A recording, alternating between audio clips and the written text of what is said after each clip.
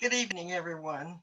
I am Mary White, your program guide for this evening, and I also am the co-convener of the Faith Health Caucus. I'm happy to perform this function at this time. First, it is an exceptional pleasure to acknowledge your presence here tonight. We of the Faith Health Caucus are so glad that you have joined us for this last program of the season before we resume in the fall. We expect tonight's presentation to be of keen interest to you, and we welcome your questions or comments at the appropriate time. I believe we all expect an engaging and provocative experience this evening. So we begin tonight's program with an opening prayer by Munir Abdul Hakim, also known as Mr. James Munir Perry. May we please all join in prayer at this time. Thank you, Mary. Greetings and assalamu alaikum. Bismillah ar-Rahman ar-Rahim. In the name of Allah, the beneficent, merciful God, sustainer, creator of the universe, the earth, the heavens, and all of its creation, all of its creatures. Thank God for bringing us together this evening. Thank God for the Faith Health Caucus. May God accept the service of the work that they're doing on behalf of mankind. May God guide them in their daily works. May God guide us all to do good deeds as much as we can, to help those in need as much as we can. May God help all of those who are suffering on this planet right now.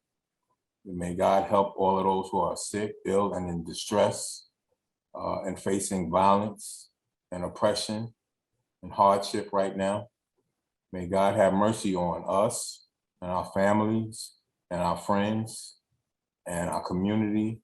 Any of us that are facing any hardship or dealing with any pain right now or suffering, may God relieve it for you. May we keep faith in God that we keep fighting and he keeps having mercy and blessings on us. At some point, the oppressed people of this planet shall be free. And may we continue to work on behalf of God, Allah, to do good on this planet until we go home and we're no longer here.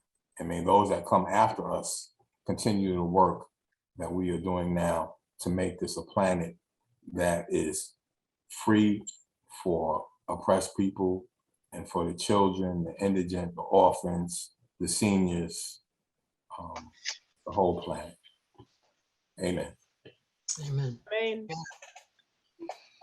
Thank you so much.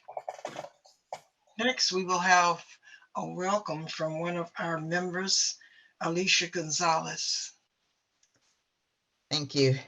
On behalf of the Faith Health Caucus leadership team, I welcome you tonight to our presentation on reproductive justice. Reproductive rights have recently been limited for some people in this country, and religious beliefs have been at the center of that issue. Tonight, we will hear the Muslim perspective on this issue, and our presenter is Dana Al-Hassan, a member of the North Carolina Medicare for All Coalition. We look forward to hearing her insights on this topic. Thank you so much, Alicia. And now it's my responsibility to give you the Faith Health Caucus focus and history. And I have a small PowerPoint to insert it this time.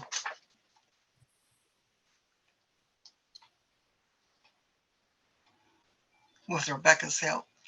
You do have it, Rebecca? No, did you just, oh, there it is. Okay, sorry, I did not see it until just now. So just give me a second to download it and pull it up. Is there sound, Mary? No. Okay, I'm the sound. okay, great. Just give me a second, it's coming up. Sorry, I did not notice it before now.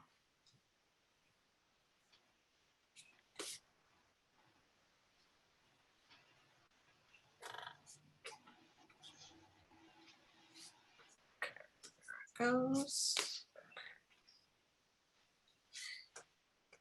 Right.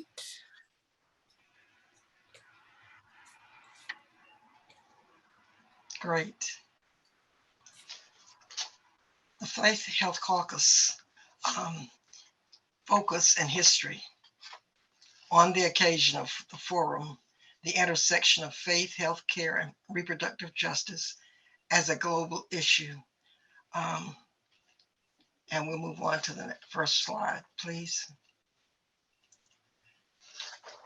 We are presenting a couple of items from the Faith Health Caucus strategy and underlying thought process that was originated by Julie Northsmith, along with the assistance of team members Sandy Irving, Dr. Michelle Ong, Alicia Gonzalez, and Mary White.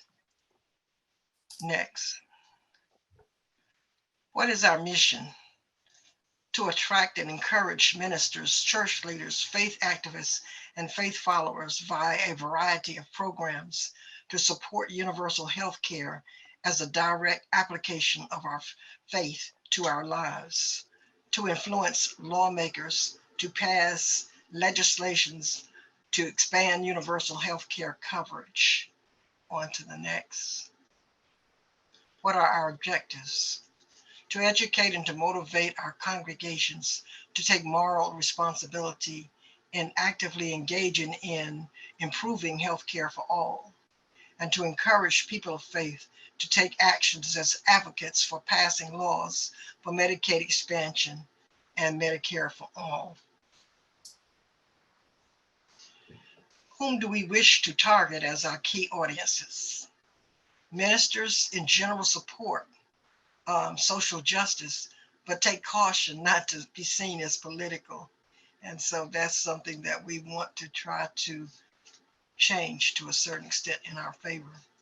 More information on healthcare needs to be provided, and we're working on that. Constituents need to let their representatives know healthcare for all is biblically based. So now I'm going to give you the history of the Faith Health Caucus. In March of 2021, the Faith Health Caucus was organized through the interest of some leaders of the North Carolina Medicare for All Coalition.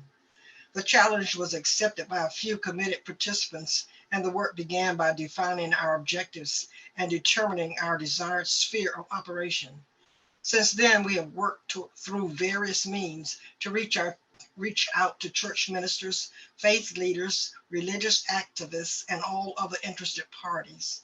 The goal is to be able to coordinate participants from interdenominational, interfaith, and activist communities to work together to advance the cause of universal health care in the state of North Carolina and eventually the country as a whole. Next. Our plans call for using a variety of methods to approach the goal. They will include organizing members in the work of exerting their influence within the local community and with the state and legislative processes, coordination with state and national rallies, or other forms of commitment. Previously, we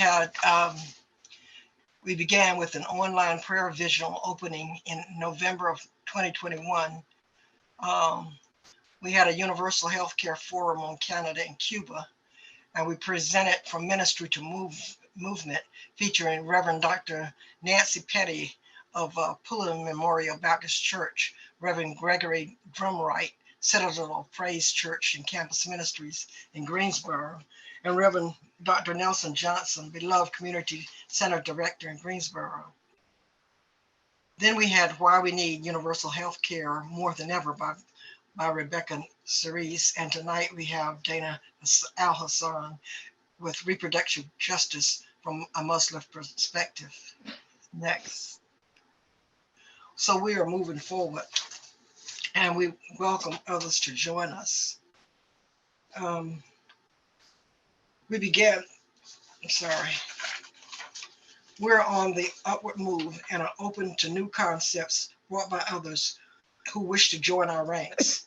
We welcome anyone interested to help build up our direction and strength through participation in the leadership team, which meets bi-monthly, or by joining us in general support membership in order to be able to move with us in action whenever needed, and to become aware of our programmatic plans when they become instituted. So we ask for your prayers as we continue to move in the direction we are being led by our highest spiritual guide. Thank you.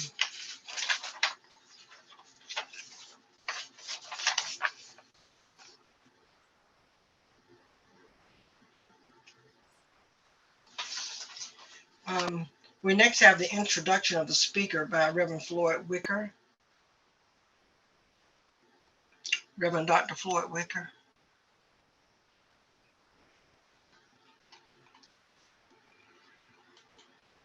Yes, thank you. Greetings to everyone. Our speaker tonight, Dana Al-Hassan, is an anti-imperialist organizer, and she is a member of Muslims for Social Justice, a coalition partner of North Carolina Medicare for All Coalition. Dana works to connect the Palestinian struggle for liberation to the Black struggle here in the United States, particularly in the South. She has worked with community members and jailhouse lawyers, speak liaisons to uplift the demands of people incarcerated in the United States. And she also works to bring attention to the conditions of people incarcerated here and in Palestine, specifically highlighting the conditions of Palestinian women political prisoners. Dana also works as a researcher, focusing on how physical and social features of the neighborhood environment impact health outcomes like cardiovascular diseases and contribute to racial ethnic health disparities. In her free time, Dana plays with her cats, Batatas and Kaftal. So, without further ado, I'd like to introduce our good friend and freedom fighter, Dana Al-Hassan. Hello, thank you all. Thank you so much, Reverend Floyd, for the introduction and for the Faith Health Caucus for inviting me today. I'm gonna share my screen. And just given everything, excuse me, let me share the screen. Given everything going on with the current conditions and the abortion struggle, I wanted to briefly discuss reproductive justice, how that ties into the larger fight for healthcare for all, and how I, as a Muslim, approach these struggles. So I am definitely not by any means a Muslim scholar. I also grew up in the Middle East in an Arabic-speaking household. So a lot about Islam I know only in Arabic, and it's a little difficult for me to translate some of the concepts in English. But regardless, I did just want to share these quotes from the Quran from Surah Al-Baqarah, which I guess is a passage or a chapter. I don't know how to translate surah, but one of the longest ones in the Quran. And it says, oppression is worse than murder, and a true Muslim is a true revolutionary. There is no contradiction between being a Muslim and being a revolutionary. And so this is really what guides me in my approach to movement building into the struggle. That we understand Islam as a religion, but that we look at oppression and systems of oppression and how they oppress people, and that it is important for us as Muslims to always speak out, to always do something, and not just to speak against it and to fight against it, but really do it from a place of strategy, from an informed place, so that we are smart and strategic in our movements. And so I also think this is why I would like to share this video.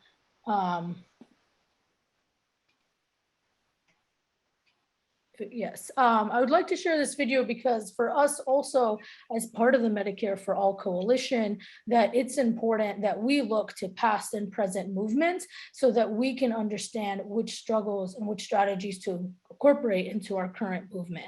And I apologize, I didn't share my video and sound, so let me try that again.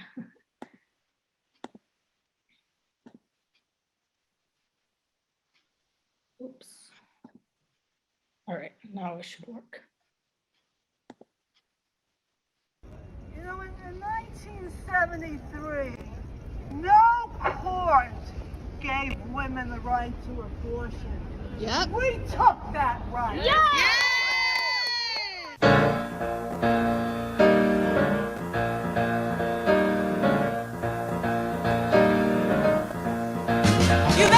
Abortion is an essential service and a right, and fighting for abortion, for birth control, for reproductive rights is part of a larger struggle to establish the right of women to control our bodies and be equal members of society.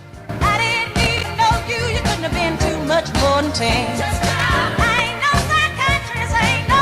Safe and affordable access to abortion is critical to women's participation in society, to their ability to have ownership and autonomy over their bodies, and to our right not to have our lives be debated, played around like bargaining chips.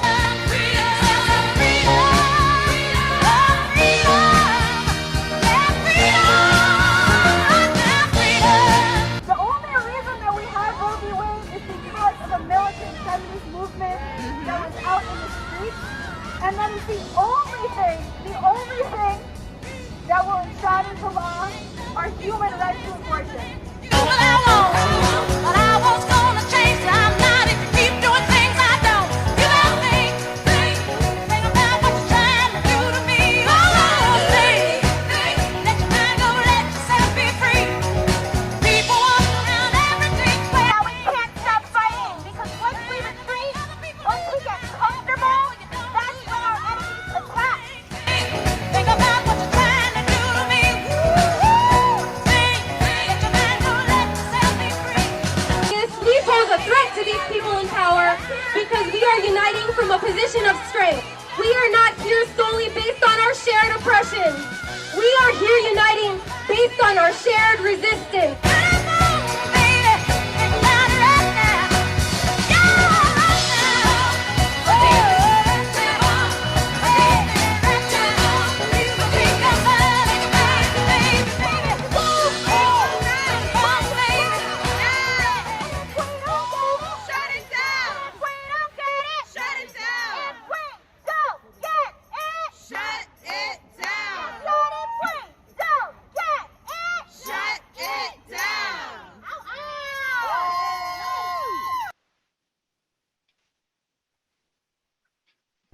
You know, in 1973,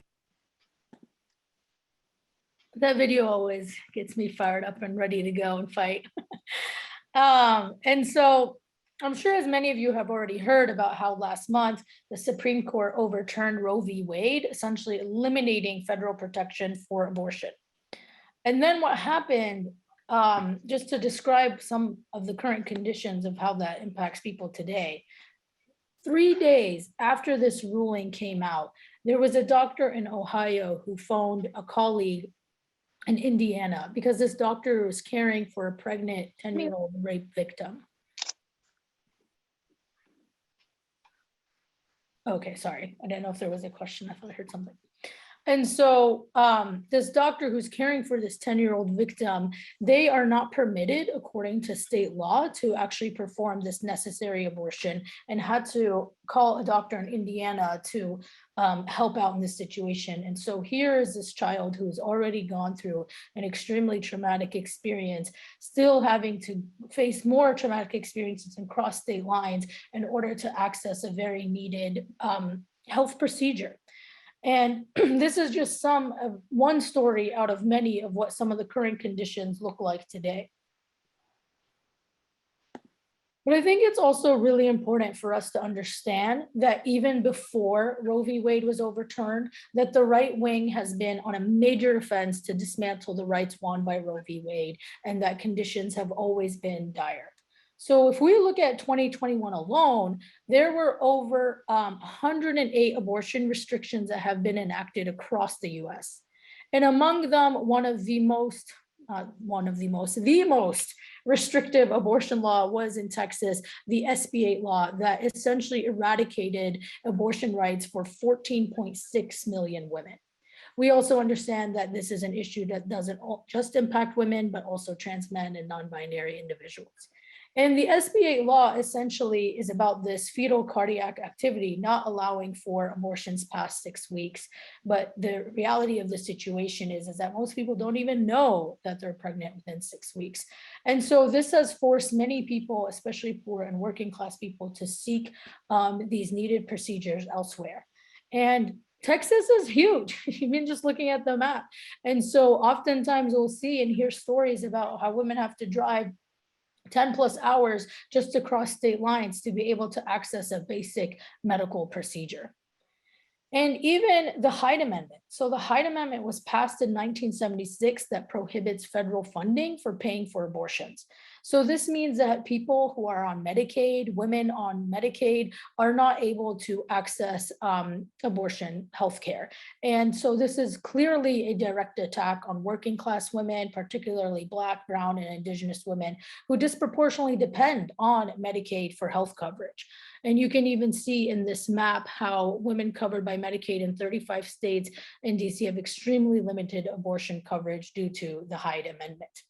And given the lack of Medicaid expansion, even here in North Carolina, and the ongoing lack of healthcare for all, just really shows how much of a burden this situation is and how many people are impacted.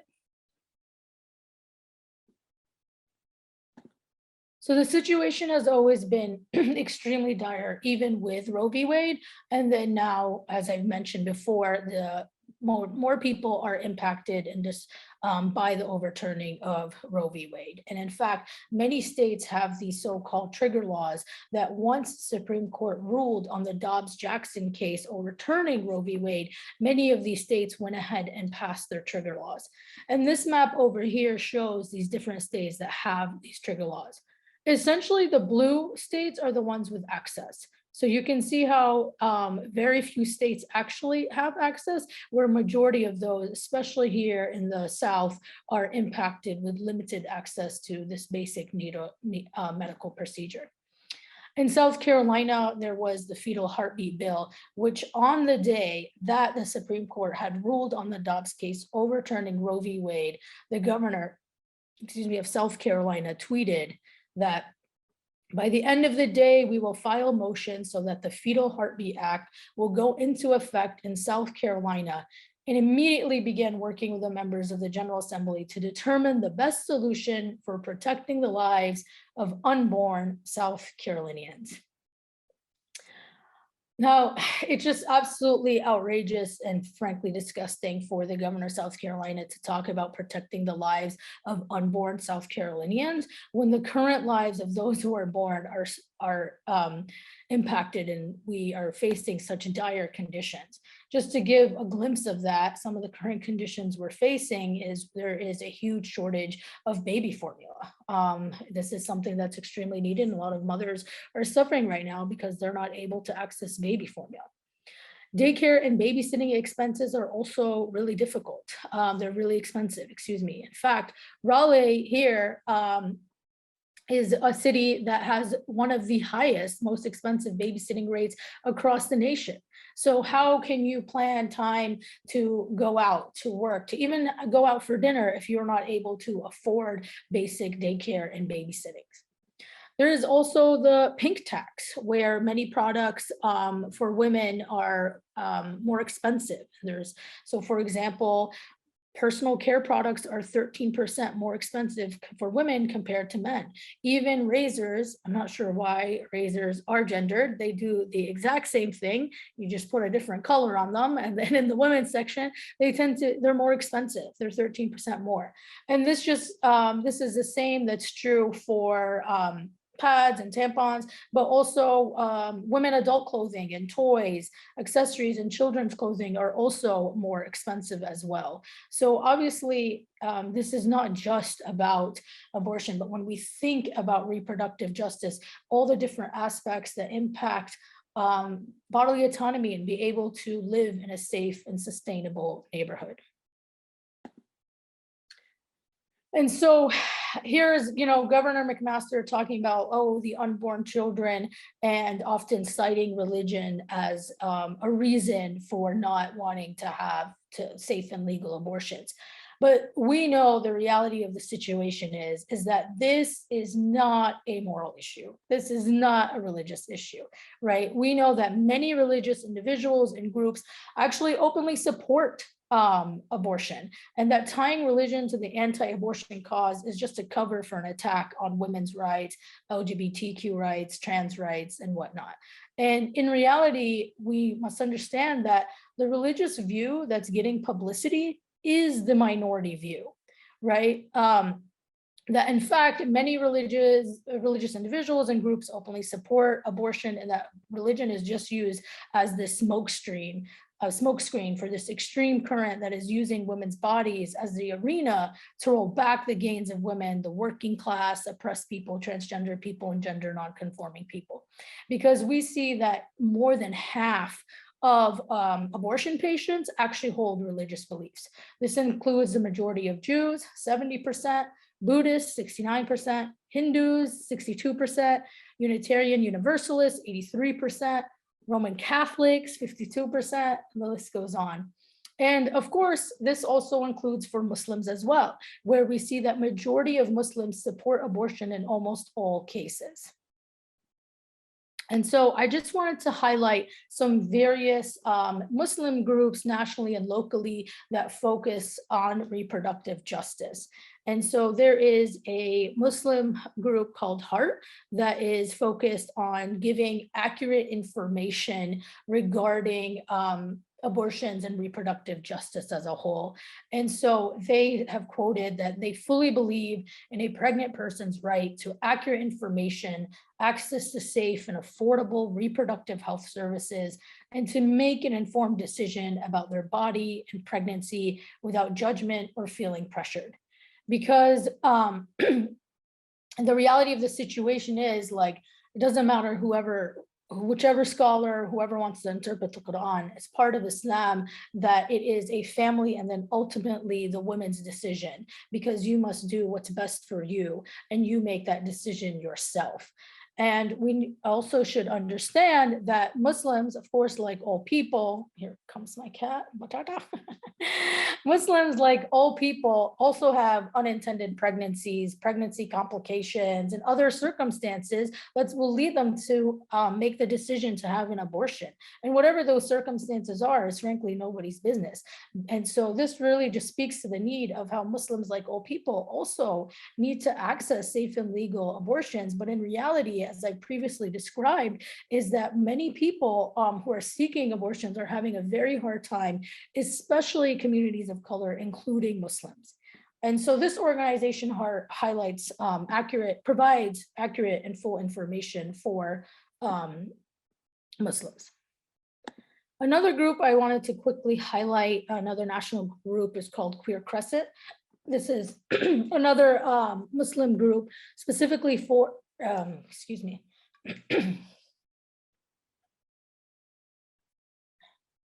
specifically for LGBTQ plus Muslims who also do a lot of work about reproductive justice. And so here's one of the images from their website, Allah Allows Abortion.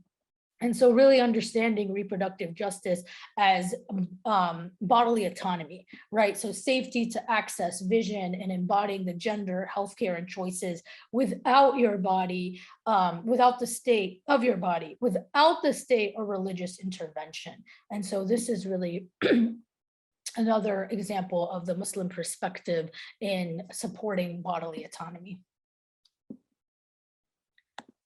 And the last group that I wanted to highlight is Muslim Women 4. Muslim Women 4 is actually, they are a grassroots organization led by women of color here in North Carolina. And proud to also say that Muslim Women for is another coalition partner in our North Carolina Medicare for All coalition. And they do a lot of different work for Muslim women and also focus on reproductive justice, understanding reproductive justice as part of the social movement, social justice movement rooted in the vision that individuals and communities have resources and power to make sustainable and liberatory decisions about their bodies, gender, sexualities, right? So that we can live in a world free of stigma and shame. And there is actually a lot about abortion and faith that I have learned from Muslim Women for. So I highly recommend this as a resource for you all to check out. And also Muslim Women for, along with many other local organizations, were actually part of a signing last week on July 9 or 2 weeks ago. Who knows what time is these days. So on July 9, Governor Cooper actually signed an executive order in order to protect abortion access, which is a huge win and extremely positive, because what this does is it allows those in nearby states, such as South Carolina, who are experiencing trigger bans, who have limited or no access to abortions, to have them come to North Carolina in order to seek abortions. And so often North Carolina actually has served as a sanctuary state for other states, such as South Carolina. So it's estimated that 57% of South Carolinians who go out of state to get abortions actually turn to North Carolina for access. However, there are still limitations and a lot of work that needs to be done, because despite this executive order, it doesn't protect or stop any of these women and other people seeking abortions in North Carolina from being criminalized within the resident state. So there's still more work to be done. And even in North Carolina, there are ongoing issues, such as there's still laws on the book that focus on fetal viability. And then even beyond that, we see that 53% of women who live in counties have no abortion providers. In fact, 91 counties do not have abortion providers. So with most of this access available in cities. So if you look at Western North Carolina, there's only one clinic and it will terminate abortions up to 14 weeks. Then your closest clinic to that is Chapel Hill. So we understand, given how rural North Carolina is, that it's really important that we expand access to healthcare in general, right? This is not just about abortions. We know how those who live in rural areas have very limited access to such important resources, and they deserve to have access to those resources. Another issue too is the cost of abortions. Abortions are not covered by healthcare, and they should, because it's a basic medical procedure and they're so expensive. In North Carolina, the average price is $550 that you need to pay upfront. It goes up to $800 and $1,000+ in other states. And so it's extremely obvious how all these legislations are a direct attack on the poor and working class people of North Carolina, particularly women and LGBTQ+ people. And so it's really important for us to understand that if we want to see legalized abortion during our lifetime, that it's crucial that we organize at the grassroots level to expose the hypocrisies of the right-wing anti-abortion forces that we face. But we also know, as a Medicare for All coalition, that the fight doesn't stop there, right? We do need a healthcare system that puts the patient first, that puts the people first. We need a government that prioritizes the needs of its people over the needs of corporations. We need a whole new system that serves the majority, the working class. And so this is exactly why we must continue to fight for women liberation, for queer liberation, and liberation for all. And as part of that fight, we also understand that this is an international issue as well, right? That our struggle for abortion access is an international issue. So in occupied Palestine, of course, as a Palestinian, I always highlight Palestine, but regardless, it's still important and something that impacts everybody here, regardless of whether you're Palestinian or not. Because in occupied Palestine, due to decades-long occupation by Israel, which is funded by and supported by the US government, we see that Palestinian women are being denied healthcare, which also includes abortions. So we see services, maternity facilities by women in labor are affected by the mobility restrictions imposed by the occupation, by the constant checkpoints and roadblocks. This is some of the mobility restrictions. And this has in fact led to a decreased access to postpartum and gynecological care, and an increasing number of home deliveries and even deliveries at military checkpoints. In fact, in 1 year in 2016, over 69 Palestinian women were forced to give birth at Israeli military checkpoints because they wouldn't let them go through to access the hospital. We also see in general, because of the ongoing Israeli occupation of Palestine, a shortage of obstetricians and gynecologists in the West Bank and Gaza. And most of these physicians are also poorly distributed and concentrated in the private sector, compromising the quality of care in government institutions. And there is such limited access to healthcare. Just as another example, within Gaza, we see such a high rate of Palestinian women and other people who die from breast cancer. Breast cancer is one of the most treatable, curable cancers. But because of the limited amount of necessary equipment and resources that can come in due to the ongoing Israeli occupation of Palestine, doctors are unable to treat Palestinians. So this is just another example in seeing how ongoing occupation supported by the US impacts the health of the Palestinian people.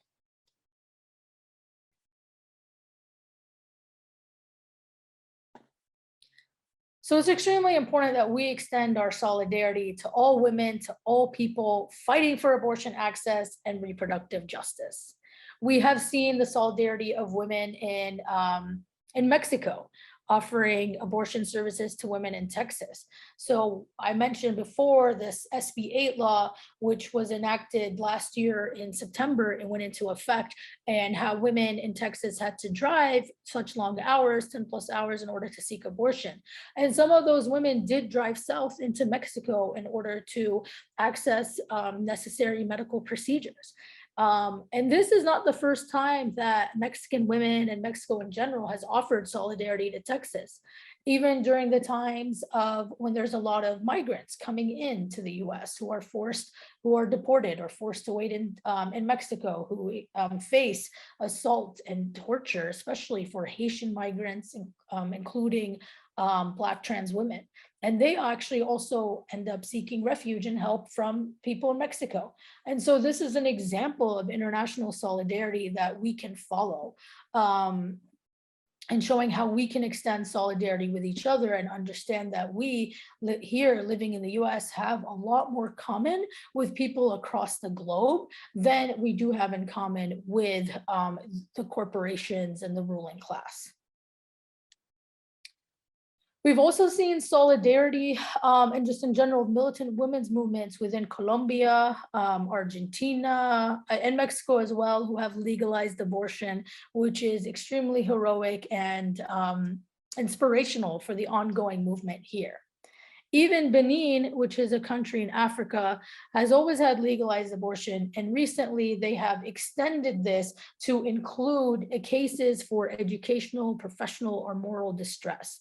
And so they have legalized abortion within all cases for women and those across in Benin, and that we can look to these as examples of things that we can do here in the US. And it's incredible that while they're also doing this, especially in like Benin, Colombia, Mexico, and these other countries, they also shared messages of solidarity with the working class people here. And so this is why we must continue to fight. And the thing is, we will win. We will have free legal abortions on demand.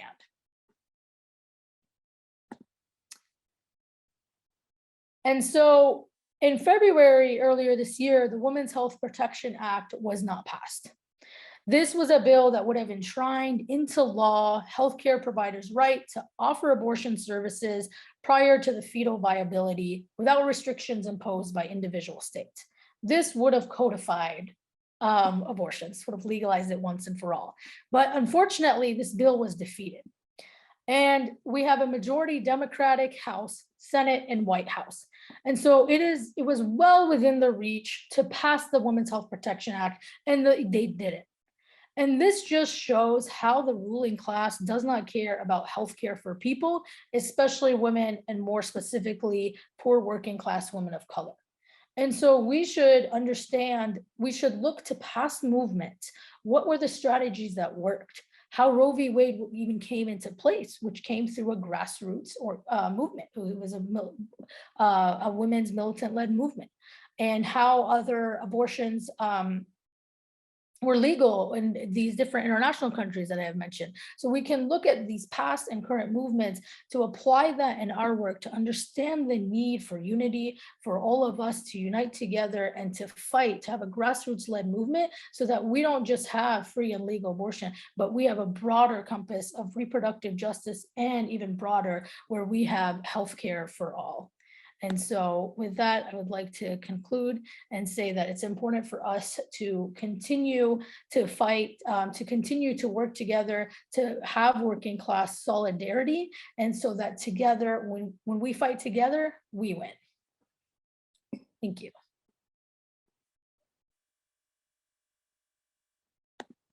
We thank you so much, Dana, for that interesting discussion and on global issues for reproductive justice.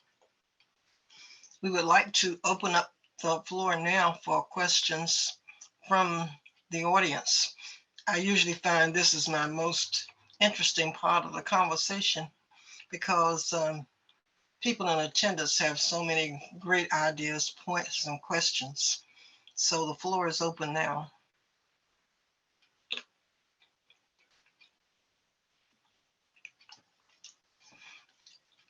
I'm not able to see any hands raised, or Okay, I would just see say that 2 hands raised. If you would help Mary, I can facilitate.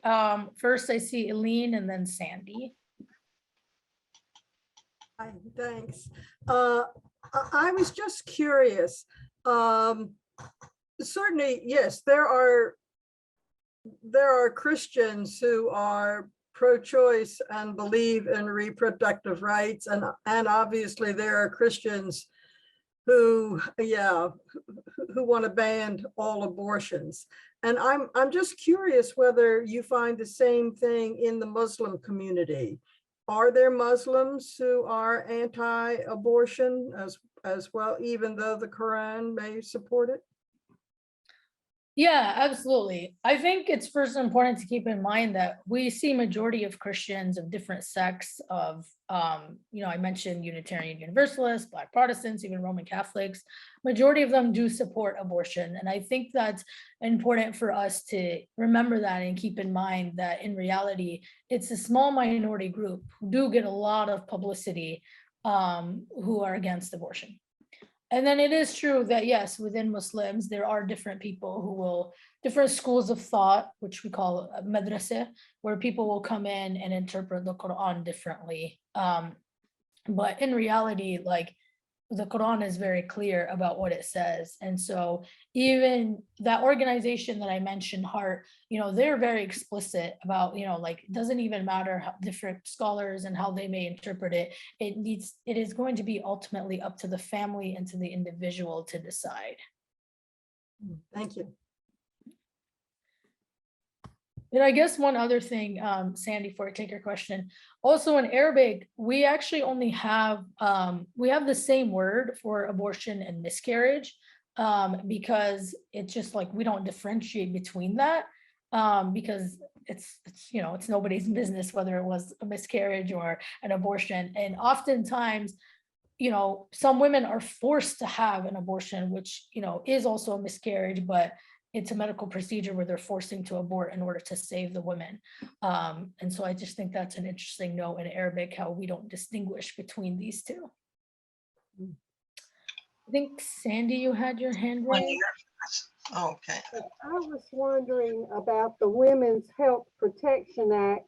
Was it defeated in the House and the Senate, or just the Senate? Was it defeated by a lot, or what's the probability that it can come back up? Yeah, so in February, the Women's Health Protection Act passed the House and it did not pass the Senate. our good old friend, say that very sarcastically, Manchin did not vote for it. And then I believe maybe a representative from Ohio, it wasn't Cinema, who we usually think it is. I forgot. So there were two folks who defeated it and didn't pass the Women's Health Protection Act. I think it might be able to come up again. I think right now it actually might come. But in reality, what we've seen is if we look back at the Obama administration, where again, the Democrats were ruling the Senate, the House and White House, they also did not do anything to further improve abortion access, but rather further restricted abortion access by furthering expanding the Hyde Amendment. And I had mentioned how the Hyde Amendment, you can't use federal funds in order to access abortion, such as Medicaid. So yet again, the Democratic Party typically uses these as bargaining chips and says, vote for us and we'll do this, but they've had chance after chance to do something. And so I think instead of just voting for them, we gotta, force them to do their jobs because they're representing us and the majority are for this. Thank you. Munir has his hand up. Thank you, Mary. Assalamu alaikum, Dana. Thank you for your presentation. I just wanted to make a couple of statements. First, that I remember when I was a kid in elementary school and junior high school growing up in New York, my classmates, female classmates, used to have these backroom procedures in these tenement buildings and basements and places that I didn't really understand, and then I found out later on that, when they had to be rushed to the emergency room, or I think in one case, a young woman bled to death, it's because they were having these backroom abortions where people were using coat hangers and things like that to abort their babies. And, I really didn't understand that when I was a kid in school. But I understand now why abortions became legal, because, these backroom abortions was worse than having free and safe abortion. And I'm afraid that we may go back to that. And also, the young lady spoke about Islam and abortions. Many masjids are conservative, older men, many of them immigrants, and they have an assumption that all abortion is illegal because the Quran says, because during Arabia, during the time of Prophet Muhammad sallallahu alaihi wasallam, it was commonplace before Islam, so that a female wouldn't shame the family as she got older and became a woman, that they would be buried in the sand before they have a chance to live. And so many Muslims think that means that abortion is illegal, because when Islam came along, the Quran came out and said, do not kill your infant children because of poverty. Do not kill your women, your females. But the reality is that Islamic scholars, even though, like you said, Dana, this is not based on what Islamic scholars say, have also said that, abortions in cases according to the religion are permissible, and many Muslims are ignorant to that. So we have to continue to educate people about abortions. And then the last thing is that it brings to mind of me as an African American is that you want to control women's bodies now. Is that the same way that you controlled my ancestors when they were slaves? Is that the same mentality? Is that the same mentality as you want to take every Black teenager and every Black man that you can and lock him up for most of his life in your prisons on your chunked up charges while you get away with all kind of crimes? So I just wanted to make that statement, and just really glad that we're having this conversation tonight. And thank you, Dana, for bringing home those points about what's happening around the world with women and their healthcare as well. Thank you. Yeah, thank you so much for your comments. To the last point about especially the attacks on Black women. I studied I did my graduate degree at University of South Carolina, and there is a statue of J. Marion Simmons, who was a doctor who would perform procedures on Black women and wouldn't give them any anesthesia, just for the sake of trying to understand like different reproductive health, which is extremely cruel, horrible form of torture. And here his statue is still on campus every day. And so, while we look at the past and the attacks on Black women, all from chattel slavery till now, it still is ongoing. And so I think that's a really important point that you had mentioned, Munir. And then about the point about burying in the sand, that just reminded me, I just wanted to give a resource. There is a Palestinian scholar at Duke University, Dr. Frances Haswa, and she, her specialty is actually reproductive health. And she had published a book earlier this year called Buried in the Red Dirt. It is available online, and I can find it and drop it in the chat quickly before we leave. And so she had interviewed many Palestinian women, and during the early days of when Israel was starting to form, early in 1948, because of such limited access to services, that health services, many of these women's babies died, and that they ended up burying them in the red dirt. And so that just reminded me of that resource, and I'll find it right now and drop it in the chat.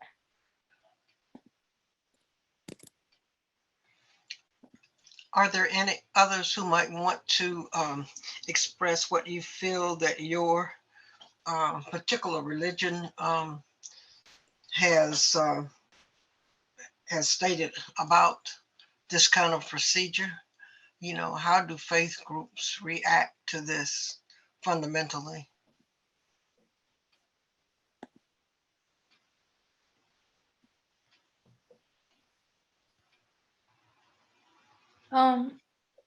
Yeah, Mayor, if I understood your question correctly, I guess, like, for example, I had mentioned Muslim Women for, a local organization here. And when the day that the Supreme Court ruling overturning Roe v. Wade came out, actually, I had joined Muslim Women for. We had an event where we created just a safe space for different Muslim women to come together and just to, discuss the reality of the situation. How's everyone feeling? And there were actually 51 people in attendance there. And it was hands down, everybody knew right away, like, this has nothing to do with religion, and that everyone supports this, and that we ended up having a very important and meaningful conversation about ways that we can support each other, or how we can volunteer as a doula, and what are different doula services. So in my experience, I would say that a lot of different faith organizations really do create space for this and understand how it's an attack on oppressed people. I hope I answered your question. Thank you, Dana. I was trying to prompt others in the audience to express their viewpoints about, and based on either their personal religious concept or what that they have heard espoused by their denominational leadership. I can say that I believe that for Presbyterians, they feel that the decision is between the woman and God, and that that's, there should not be intervention between that status. Does anyone from any other religion have any viewpoint? I'll just say, this is Reverend Floyd Wicker. I'll just say that I read an interesting article this morning where it talked about limited access to abortion led to increases in domestic violence. And I thought that was interesting in terms of if a woman was forced to have her baby, that kind of keeps her in close proximity to her abuser. And I just thought that was very interesting. And just this past week, I listened to two sermons from two prominent faith leaders. and they were on the opposite sides of the abortion conversation. And after listening to both, one of the things I thought about is it should be left up between a woman and God. But I just think we have to also look at things from a holistic kind of perspective, as opposed to just kind of what the Bible says. And that has kind of helped me. Some people interpret the Bible literally. And that has kind of helped me to understand this issue about abortion better. All right, Donna, I see your hand. I thought I saw two hands before, but let's begin with you. And whoever else had a hand up, go ahead and put it up again. Okay, I'll say I grew up in the South in the Southern Baptist Convention, and as a young woman growing up, my position has shifted, and I was raised, more from a pro-life perspective. And the concept, I think part of the problem is, I do believe that there are folks who genuinely believe that life begins at conception, and so there are obviously very different perspectives. So I agree that I think a lot of what's going on politically is very much more a political issue with the abortion movement, but I do believe there are people of faith who truly believe that it is wrong. But it was very helpful for me when I read a book by Dr. Willie Parker, who came out of a similar faith tradition as I did, and he performs abortion procedures, and he kind of just goes through his story in a book that he wrote. He was profiled in the Washington Post a few years back, and he is an abortion provider. He would travel like from state to state in the South, and it was very helpful to get a better understanding, because there's so much misinformation also in terms of the whole thing about fetal heartbeat beginning at 6 weeks. Well, that's not really the it doesn't have a heart at that stage. It's just the sound of the blood swooshing through on a Doppler, right?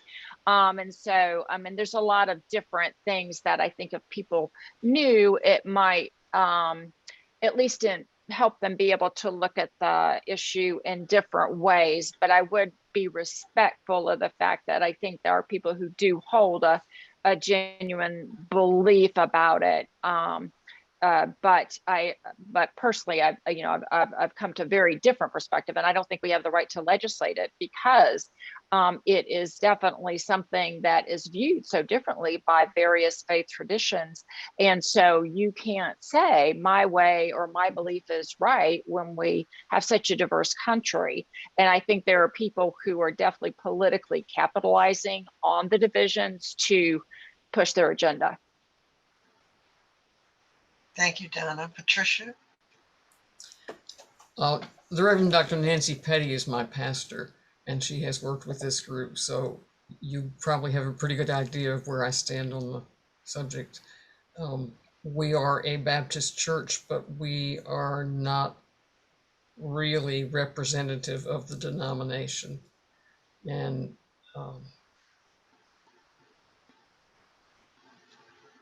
it seems to me that people who do not believe in abortion, who believe it is sinful, should not have one. But they should not be able to tell other people not to have one. Thank you, Patricia. That's very insightful. Rebecca? I was going to say what Patricia said, actually, so you beat me to it. I also just wanted to put out there that if so many, and I agree, there are people that it is their belief, even if they shouldn't, their choice is their choice, and they should not be able to impose it on others.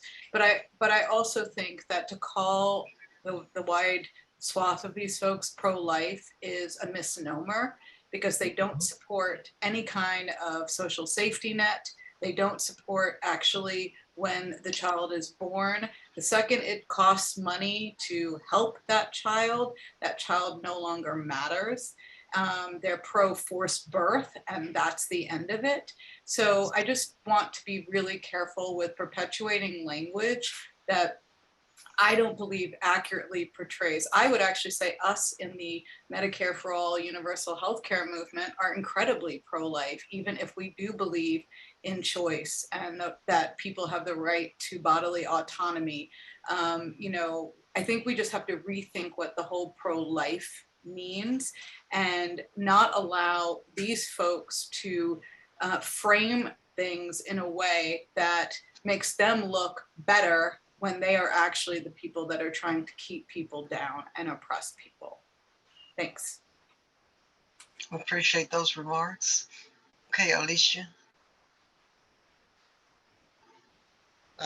Echoing what Rebecca said, I think too, we have to, I think we've sort of done a disservice or labeled this incorrectly or got caught up in others labeling this, that it really is about individual choice, not about abortion.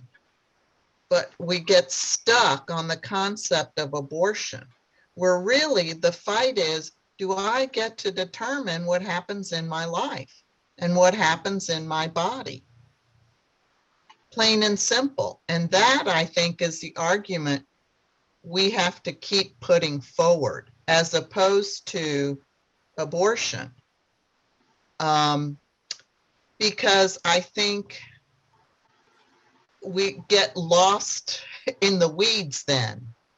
And there is so much misinformation about how women's bodies work, you know, that it gets all crazy. Like, I forget who just said about the whole heartbeat.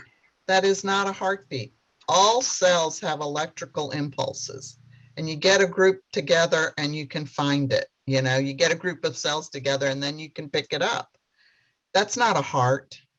That's just a cell. Those are cells. But it gets twisted and turned into a heartbeat.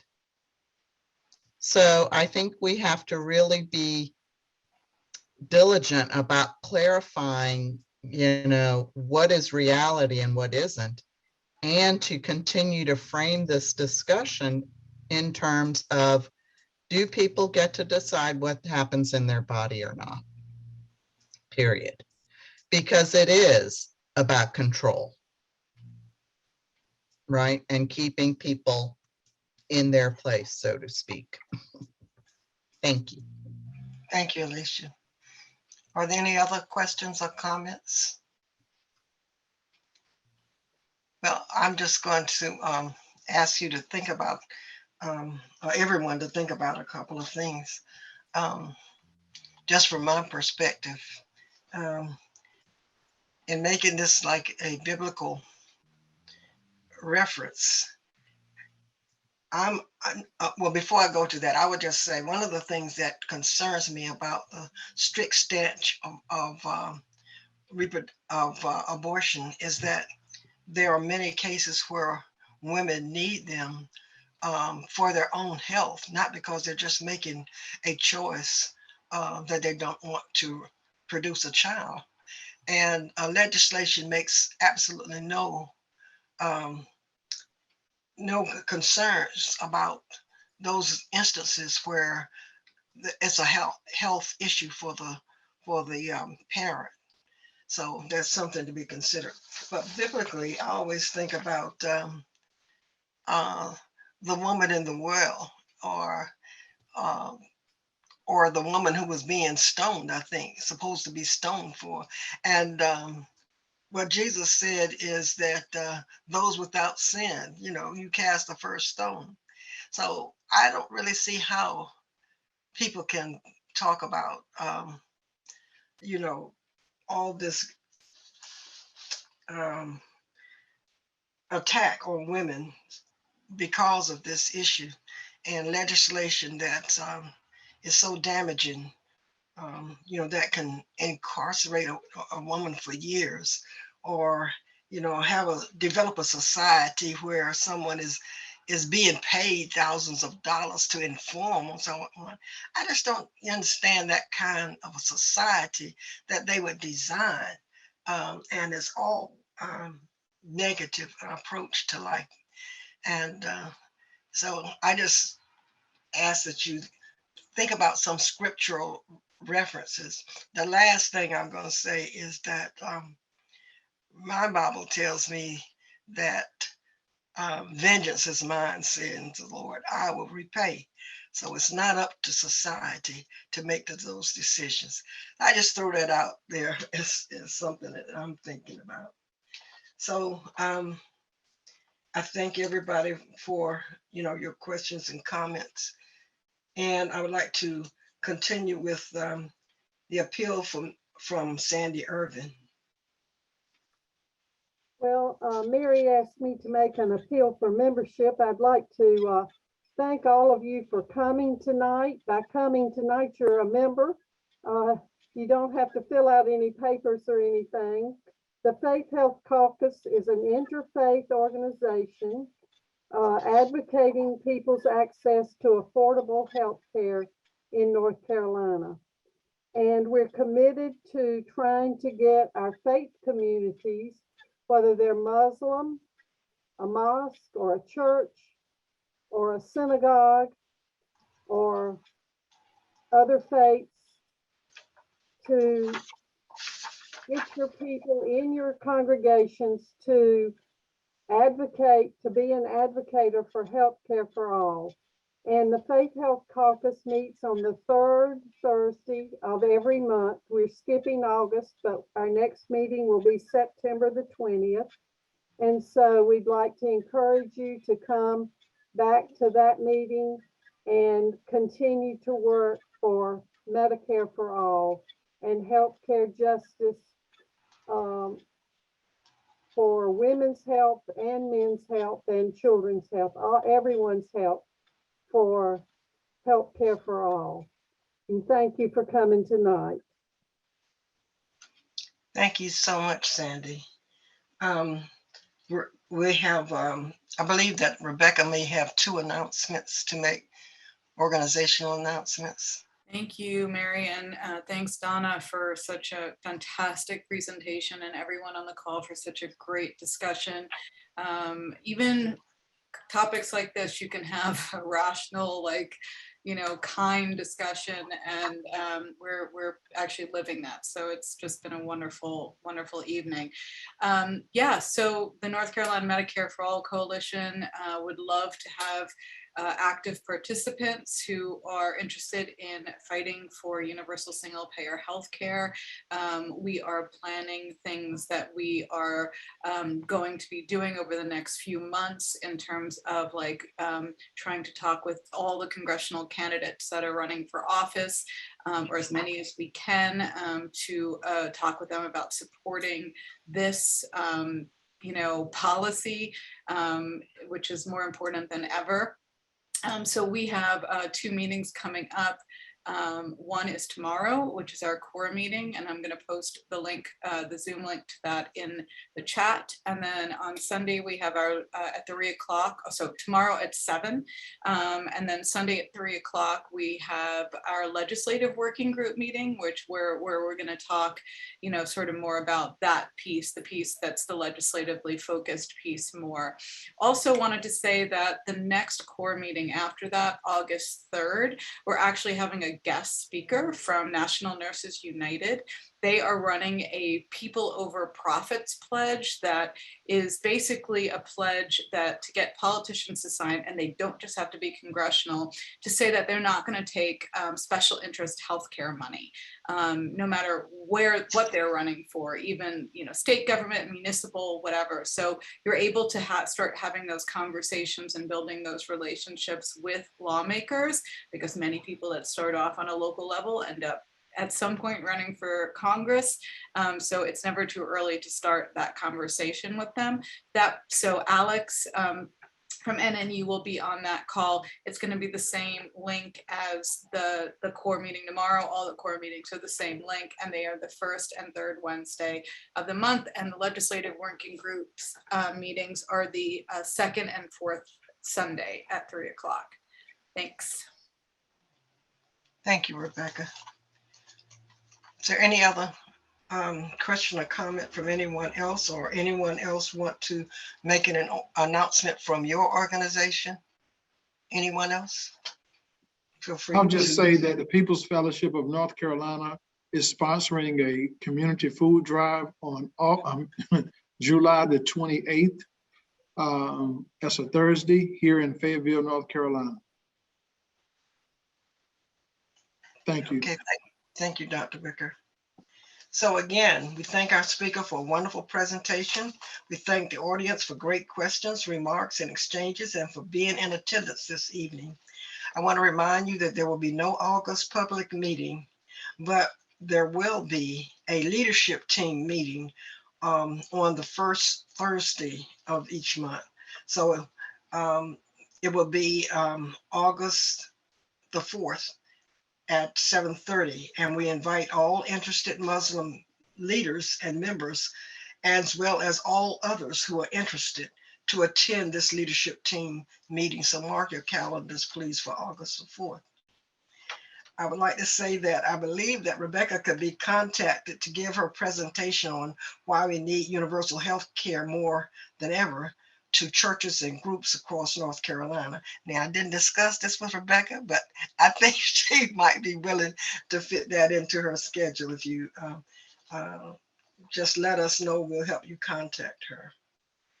So once again, I want to thank everyone for being present, and we'd like to close our evening with prayer, I believe, by Avis Massey.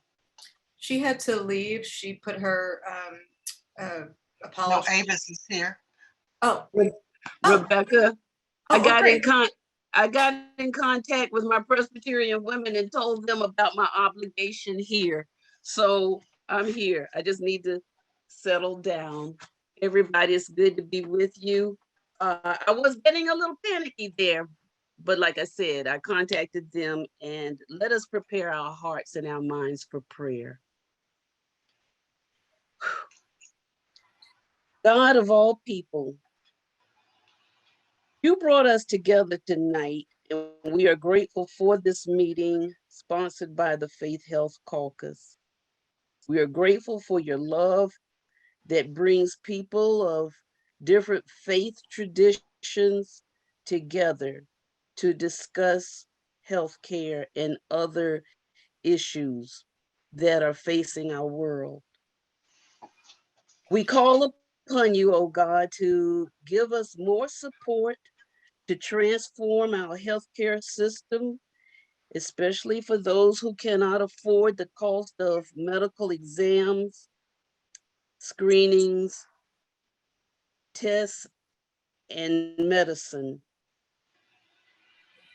The meeting was set so that we can hear from our guest speaker, Dana Al-Hassan, giving a Muslim perspective on reproductive rights, and to offer our participants to interject their thoughts about the topic. Hear our prayer, O God. Protect us as we leave this meeting and return to our communities and places of worship to present the goals and objectives that we heard that Faith Health Caucus is trying to reach. This world needs to hear about and act on healing for all humankind. Bring wisdom and courage to our governmental leaders that only you, oh God, can give them. This we pray in the name of our Lord and Savior, Jesus Christ. Amen. Amen. Amen. Thank you, everybody, for being here, and go in peace. And we hope to see you again the next time.